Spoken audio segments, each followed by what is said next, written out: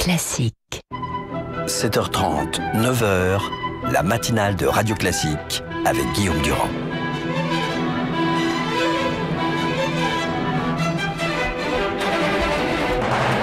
L'invité politique sur Radio Classique et LCI. Les grands leaders politiques français sont sur l'antenne de Radio Classique. Demain, Marine Le Pen et aujourd'hui François Bayrou. Si vous étiez parlementaire, bonjour et bienvenue. Est-ce que vous voteriez la loi sur le renforcement de l'état d'urgence ? Oui, je voudrais d'abord savoir ce qu'il y a, bien sûr, précisément à l'intérieur et parler avec ceux qui sont habitués des problèmes de sécurité et de justice. Mais oui, je la voterai parce que on a besoin, vous le voyez bien, de renforcer notre arsenal de défense, de renforcer les réponses que nous pouvons apporter et nombre d'opérations qui ont été menées depuis 48 heures, on n'a pu les mener qu'en raison de l'état d'urgence et donc oui, je le voterai. François Bayrou, ce n'est pas un mystère, vous avez aux environs de 60 ans, vous vous rendez compte de la révolution culturelle qui est en train de s'opérer dans ce pays. C'est un gouvernement de gauche qui crée un état d'urgence face au terrorisme, alors qu'il y a encore des années, dans votre jeunesse, les flics étaient suspects, toute forme d'autorité était suspecte. Qu'est-ce qui s'est passé en France et est-ce que vous accompagnez, vous, culturellement, ce changement de la société ? Oui, je pense que l'exigence des temps, ce qui est en train de se passer sous nos yeux, les drames que nous vivons, font qu'on a besoin de renforcer notre sécurité.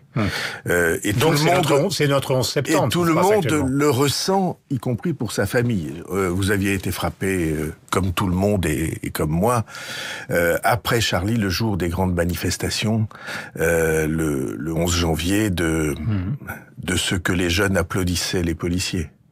De ce que les CRS étaient ovationnés. Et tout cela s'explique parce que on se rend compte dans des temps si difficiles que, au fond, notre cercle de famille, nos enfants, nos parents, nos petits frères et sœurs, ce cercle de famille, c'est ce que nous avons de plus précieux et c'est précisément ce que les terroristes attaquent.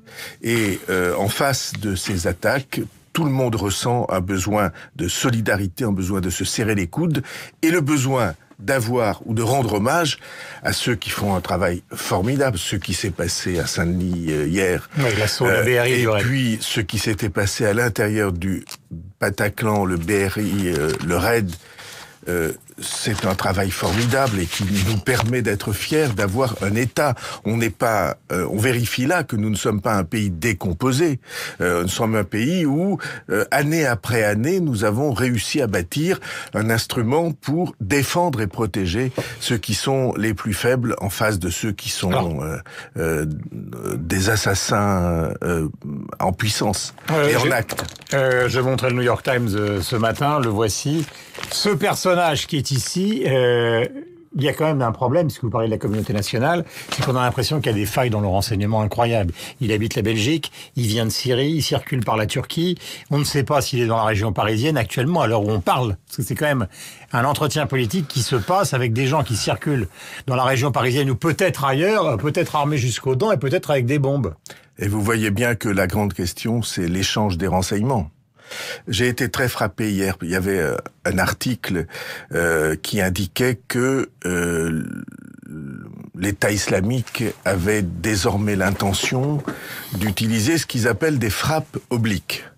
Qu'est-ce que c'est des frappes obliques ? C'est très simple, on va utiliser des Allemands pour frapper en Belgique, des Belges pour frapper en France, des Français pour frapper en Espagne, parce que, disait cette étude, il spécule sur le fait que les services de renseignement et de sécurité n'échangent pas suffisamment à l'intérieur de l'Europe, et on voit bien que la Belgique a servi au fond de nid, de base arrière pour ceux qui nous attaquaient. Et donc, il n'y a pas d'autre voie que la coopération entre États décidés à se battre et l'échange de renseignements, c'est en tout cas une arme précieuse dans la lutte que nous avons amenée. Ça ne veut pas dire que les autres vont faire à notre place. Ça veut dire que tout le monde se sentira un jour ou l'autre impliqué, concerné par ceux contre quoi nous avons à lutter. Voilà, il reste 6 minutes, j'ai 6 problèmes à vous soumettre qui sont des problèmes, disons d'une certaine manière, personnalisés.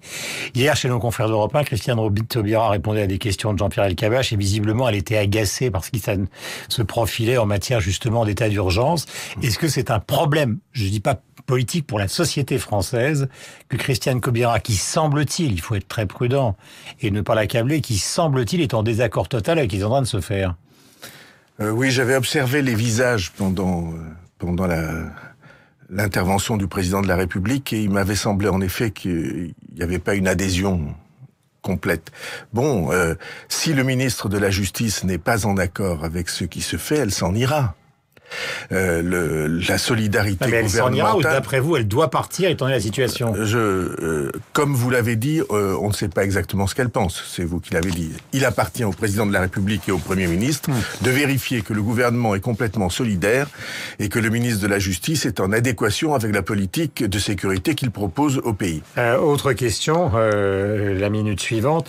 François Hollande dans cette affaire, c'est une certaine forme de rédemption d'un homme qui vient de la gauche classique et qui a longtemps compris la culture de l'excuse, ou est-ce qu'il est en train d'enfumer son opposition en reprenant donc une grande partie de ses propositions pour les amener affaiblis ou amener l'opposition affaiblie au régional et peut-être à la présidentielle de 2017. Oui, il est sincère ou il est opportuniste? Donc je pense qu'il est sincère, et comment ne le serait-il pas après avoir vu ce qu'il a vu? Il faut imaginer que tous ceux qui ont de près ou de loin mesuré ce qui s'était passé à l'intérieur du Bataclan et sur les terrasses des 10e et 11e arrondissements sont profondément meurtris. C'est notre pays, ce sont nos enfants. Et donc, quelles que soient les divergences qu'on peut avoir avec le président de la République sur le reste de la politique du gouvernement, vous ne pouvez, ce matin pour sa sincérité. Que faire confiance. Il n'est pas en train de monter un piège, comme l'a écrit le Parisien il y a 3 jours, à Nicolas Sarkozy et aux opposants. Non, je pense que ce sont les opposants qui se montent des pièges à eux-mêmes. C'est-à-dire, c'était ma 3e question. L'attitude des parlementaires ou de certains parlementaires qui se sont comportés pendant les séances de questions d'actualité, alors que nous étions en deuil national, comme on se comporte pas. Ils ont eu une attitude qui n'était pas à la hauteur de la dignité exigée. Tout ça fait du tort, mais bon, c'est pas quelque... Est-ce que ce sont les Républicains emmenés par Nicolas Sarkozy qui, justement, je vous disais, 1 minute par question, il faut répondre clairement. Est-ce que c'est sous l'impulsion de Nicolas Sarkozy qu'un certain nombre de gens mettent en cause la politique du gouvernement actuellement? D'une manière opportune ou inopportune, c'est à vous de le dire. J'essaie de plaider l'unité nationale. Je ne vais pas transformer l'unité nationale en division avec les Républicains. Vous savez bien que j'ai avec Nicolas Sarkozy des différences d'appréciation et même d'assez fortes confrontations. Pour autant, j'ai pas envie de transformer en polémique avec eux. Je dis simplement, et tous les Français l'ont ressenti, qu'il y a des moments, des instants et des événements dont la gravité exigerait que le monde politique se dépasse. D'échéance de nationalité, les gens qui envisagent maintenant d'armer... Un courant politique ne peut pas se sentir piégé parce que ses idées sont reprises, ou alors c'est qu'il est dans un... C'est ce qu'a dit Nicolas Sarkozy. C'est qu'il est dans un déséquilibre très très grand. Je vais pas me sentir piégé parce que le président de la République a repris l'idée des assignations à résidence ou de la garde nationale que j'avais défendue, c'est-à-dire la possibilité de remettre en activité des réservistes pour défendre le sol de la nation. C'est pas un piège, il est bon que le président de la République ait décidé de reprendre, après avoir été sourd pendant longtemps, une partie des idées de l'opposition. Et il faut que nous ayons la responsabilité, l'attitude responsable de ceux qui disent au fond l'intérêt de nos enfants dépasse et de très loin l'intérêt partisan. C'est ce que disait d'ailleurs en partie Nicolas Sarkozy dans l'entretien qu'il a confié au Monde. Question, elle est importante aussi, elle est un peu rétroactive. Tout le monde se souvient du discours de l'ONU de Dominique de Villepin. Il continue à dire...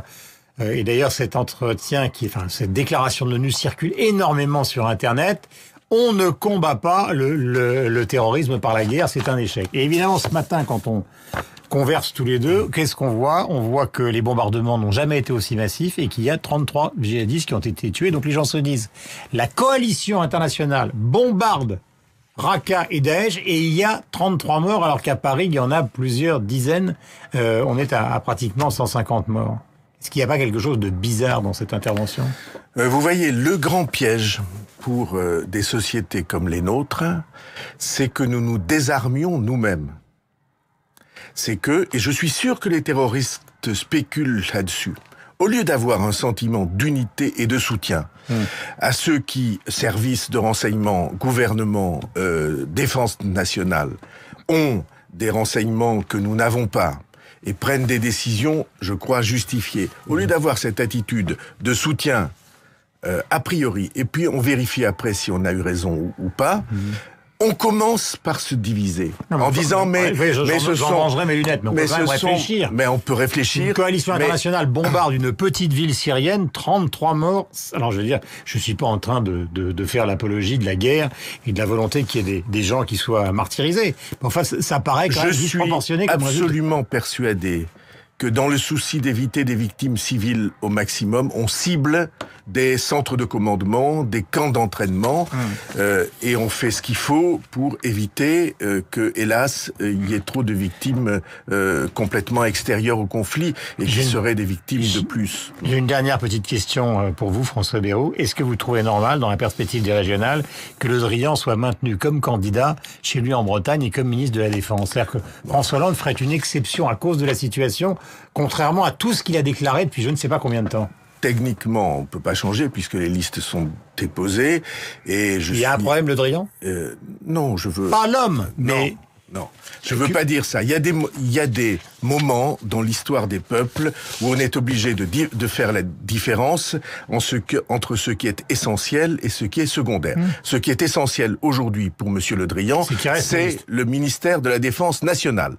La région Bretagne, il est candidat, il y aura une majorité dans un sens ou dans un autre, c'est pas l'essentiel. L'essentiel, c'est que le ministre de la Défense nationale soit entièrement plongé dans sa tâche qui consiste à défendre le pays. C'est exactement le contraire de ce que la gauche a toujours professé. Oui, probablement y a-t-il eu des présentations, mais sur ce plan-là, en tout cas, tout le pays sent bien que le rôle du ministre de la Défense, c'est d'être à la tête des armées et de faire ce qu'il faut pour que la France soit défendue au mieux. Et c'est un rôle, je veux pas mépriser, mais c'est un rôle beaucoup plus important que celui de président de la région Bretagne, qui est vis-à-vis de ces événements second. Je veux pas dire secondaire, mais second. Merci beaucoup, François Bayrou. Donc, était notre invité ce matin sur l'antenne de Radio Classique et de LCI. Demain, c'est Marine Le Pen qui sera avec Gérard Leclerc. Bonne journée à vous.